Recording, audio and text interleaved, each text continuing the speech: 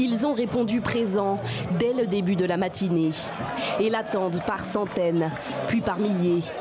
Martin Fayoulou, leur candidat, arrivé selon un décompte provisoire, deuxième à la présidentielle, il ne s'est pas adressé à sa base depuis l'annonce des résultats. Des résultats qu'ils contestent tous ici. On nous dit qu'il y a la Cour constitutionnelle. Nous allons demander à Nanga d'étaler tous les procès-verbaux, bureau par bureau par. Nous allons faire venir tous les témoins, les observateurs de la Senko, de l'ECC, les frères de l'Union africaine,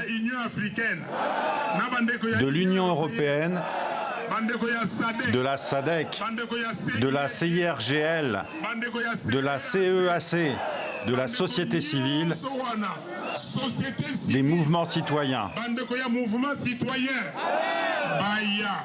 Que tous on recompte bureau par bureau, n'est-ce pas?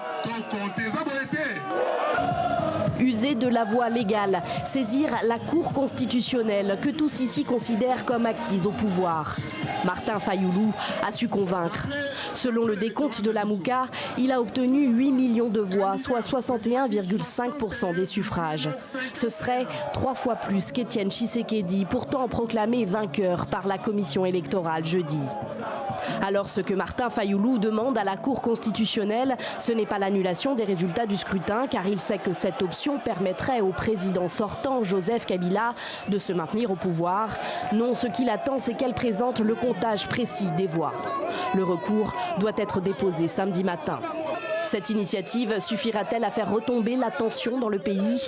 Jeudi, des partisans de Martin Fayoulou sont allés à l'affrontement à Kinshasa, jusque devant le siège de l'UDPS de Félix Tshisekedi. Ailleurs dans le pays, dans plusieurs bastions de la Mouka, d'autres violences.